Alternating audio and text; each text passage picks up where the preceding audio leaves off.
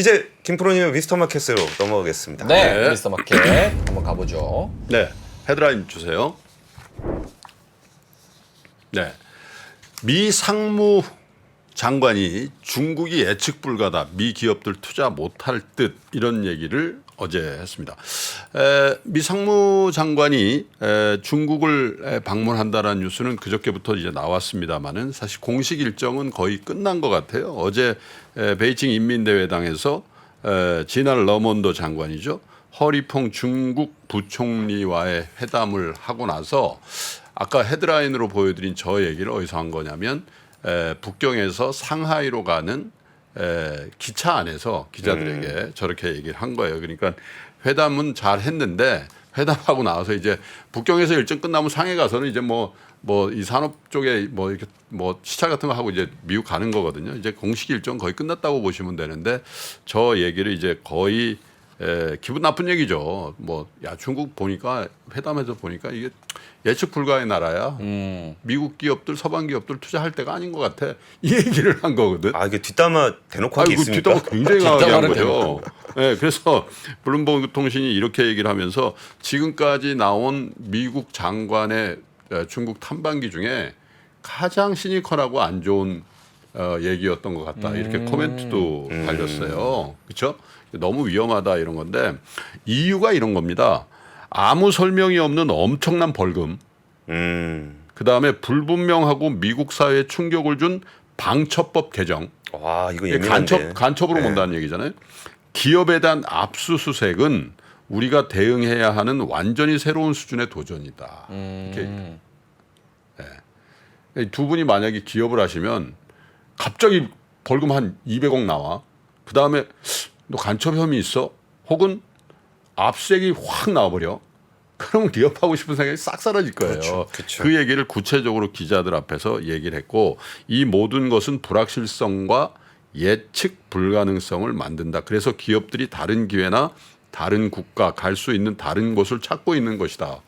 이렇게 얘기를 하면서 로이터 통신 얘기는 이러한 투자 불가 발언 이거는 사실 미국의 공식 그 상무장관의 발언이기 그렇죠. 때문에 그것도 중국 영내에서 한 발언이기 때문에 가장 직설적인 발언이고 중국의 반발을 초래할 가능성이 많은 발언인데 근데 우리는요 미국의 뭐 장관이나 국회의원이나 뭐 이런 뭐 백악관의 관계자 이런 사람들이 얘기하면 저 사람 뭐 말을 저렇게 개념 없이 하네 이렇게 생각하고 이제 뭐 우발적으로 절대 그렇지 않습니다. 미국의 장관이라든지 이런 사람들은 그 프로토콜이 있어서 딱 그 계획된 얘기를 물론 이제 이 우발적인 실수를 안 한다는 얘기 아니라 이런 류의 발언은 굉장히 계획된 발언이라고 보시는 게 대체로 맞습니다. 근데 어쨌든 공식 일정에서 리창 총리하고 허리퐁 부총리 등과 만났는데 사진 한번 보여주세요. 어제 인민대회당에서 허리퐁 저 표정이 좀 묘하죠. 그 미국의 러몬도 장관은 뭔가 결의에 찬 듯한 표정이 나오고 허리퐁 부총리입니다. 부총리인데 부총리는 아이씨 괜히 만났나 봐. 뭐 이런 표정. 물론 이제 기자가 저런 걸 연출할 수도 있는데 저 허리퐁 부총리가 주목해야 될 사람이에요. 왜냐하면 이제 시진핑 1, 2기에 우리가 가장 많이 거명했던 경제 관료하면 류호 부총리였죠. 그때 류호 부총리를 얘기할 때마다 시진핑의 최측근이자 친구이자 조언자다 이런 얘기를 많이 했거든요. 사실 리창 총리보다 허리퐁 부총리가 나이가 훨씬 많아요. 그리고 시진핑과의 관계망에도 훨씬 더 가깝다라는 얘기들을 많이 하거든요. 그래서 아마 이 허리퐁 부총리를 중미 관계, 미중 관계에서 많이들 보게 되실 것 같은데 아직까지 중국에서 이러한 러몬도 장관의 굉장히 강한 얘기에 대한 반응은 나오질 않고 있는데 어떤 형태로인지 나올 것 같습니다. 그래서 무슨 얘기를 했냐 뭐 이렇게 물어보니까 인텔이라든지 마이크론, 보잉 같은 미국 기업과 관련된 구체적인 문제 제기, 뭐 마이크론 뭐 무슨 얘기인지 아시잖아요, 그죠?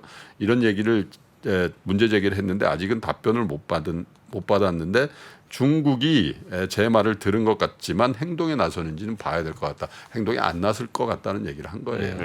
그렇게 보시면 될 것 같고 그 다음에 이번에 상무장관의 방문 중에서 두 가지 포인트에서 좀 주목을 했는데 하나는 뭐냐면 수출 통제 시행 정보 교환 협의체를 만든다 이런 얘기를 했잖아요. 여기에 대해서도 기자가 물어보니까 이렇게 얘기를 했어요. 미국의 법률에 대한 투명성과 이해를 구축하는 것이 목표고 새 협상의 장을 여는 건 아니다. 예, 밀당 상당히 세게 하는 거죠. 그렇죠. 뭔가 의미 있는, 왜냐하면 장관도 자기가 가지고 뭔가 의미 있는 일이라고 얘기하고 싶지 새 협상의 장을 여는 건 아니라고 이렇게 폄하할 이유는 없는데 사실은 이 부분도 굉장히 의도를 가진 얘기라고 보는 거예요. 뭐 미국이 문호를 열고 막 이런 거 핑크빛 이런 거 아니다라는 얘기를 한 거죠. 그리고 또 한 가지가 뭐냐면 그 군사적인 거 이런 부분에 대한 미국의 안보에 대한 거 이런 거에 대해서는 토론이라든지 협상의 여진 전혀 없다라는 걸 다시 못을 박았단 말이죠. 그래서 전반적으로는 뭐 자네 델런 장관도 가고 블링컨 장관도 가고 또 상무장관 이 러몬도 장관도 가서 미국이 굉장히 구애를 하는 듯한 모습이 나오지만 예. 사실은 미국 입장에서는 뭔가 분명한 선을 긋겠다라는 의지도 함께 나온 건데 사실 저는 러몬도 장관의 이러한 중국은 예측 불가의 나라고 미국 기업들이 투자할 수 없다라는 얘기에 상당히 공감해요. 자, 예를 들면 지금은 많이 풀렸다고 합니다만 한 2년 년 동안에 중국 당국에서 빅테크 기업들에 대한 엄청난 제재를 했잖아요. 예. 마윈이 중국에 있지를 못했어요. 계속 외유를 하고 그죠? 그렇죠. 어디 가서 뭘 하는지도 모르고 그러는 2년 동안에 이들 5개 빅테크 기업들의 시총이 얼마가 빠졌냐면 1,400조 원이 빠졌어요. 2년 동안 1,400 아까 우리나라 국가 예산이 얼마? 650 네. 1,400조의 시총. 그러니까 이건 뭐 정상적인 기업 활동을 할 때 예측 불가한 상황이죠. 갑자기 불려 들어가 가지고 자취를 못 찾게 하는 그런 거잖아요. 그래서 저는 앞으로도 서방 기업이 물론 이제 중국이 필요합니다. 아직도 굉장히 큰 시장이고 공장의 역할을 일부 하고 있기 때문에. 그런데 그건 어떤 함수에서 나오는 거냐면 중국의 성장, 즉 효율성을 기반으로 한 성장이 이런 사회의 어떤 어두운 그 불합리를 극복할 정도로 구가할 때는 들어가는 거예요. 근데 지금은 중국의 성장이 이러한 불합리성을 상쇄하고도 남는 상황이 아니다라는 판단이 들면 거기에 들어갈 필요가 없는 거거든요. 그래서 다 인도라든지 베트남이라든지 인도네시아 이런 쪽으로 이제 가는 건데 그 중에 하나 이제 자본시장이라는 측면에서는 공동부유라는 예. 그 얘기를 아주 공식적으로들 하고 있잖아요. 그건 이제 기업 우선이 아니라는 얘기를 하는 거나 마찬가지거든요. 그럼 기업가의 입장에선 성장, 효율에 근거한 성장도 퇴락하고 그다음에 기업가 정신이 완전히 발현돼서 뭔가 이윤 추구라는 이런 게 아니고 공동부유라는 어떤 그런 아젠다 세팅이 된 나라에 들어간다. 이게 굉장히 힘든 거죠. 그래서 거기다가 이제 불확실성, 정치적인 불확실성 이런 것들을 감안해서 보면 중국의 어떤 투자 환경이라든지 기업의 어떤 물론 이제 중국계 그런 공백을 메우기 위해서 여러 가지 정책들을 하긴 할 겁니다. 근데 롱텀하게 기업가들은요, 그거 아주 촉수가 대단하거든요. 그래서 중국으로부터의 탈출 혹은 투자의 어떤 제약 이런 것들은 앞으로도 계속될 거고 어쩌면 러몬도 장관이 상무장관으로서 그런 부분에 대한 굉장히 큰 경고의 메시지를 중국 당국에게 보냈다 이렇게 볼 수도 있을 것 같습니다. 앞으로도 한번 보시죠. 미중 관계가 그 일부에서는 이렇게 조율되는 그런 부분들이 나옵니다만은 절대 미국은 이런 자유시장 경제에 대한 원칙 그리고 불확실성이 초래할 수 있는 기업 활동의 제약에 대한 것은 굉장히 강하게 선을 긋는 그런 일들이 나오지 않겠나 그런 생각이 듭니다. 근데 사실 이렇게 아쉬운 게 있는 사람이 가는 거잖아요. 근데 왜 굳이 그렇게 재무부 장관도 가고 상무부 장관도 가고 줄줄이 가서 갔으면 그냥 뭐 잘 하고 오든가 왜 이렇게 악담을 또 하고 오는 걸까요? 면전에다가 얘기하려고. 물론 면전은 아니고 뭐 뒷담화긴 한데 그런 부분들도 참 이렇게 해석하기 어려운 그런 부분. 중국 사람이 오는 것보단 본인들이 가는 게 더 그 미국 정치 지형도에서 나은 거라고 보지 않을까요? 네, 중국 사람들이 백악관에 막 오고 막 그러는 것보다는. 아 바이든 대통령 입장에서는. 하긴 손님 불러다가 이상한 소리 하는 것도 그건 더 예의가 없네. 그것도 좀. 네.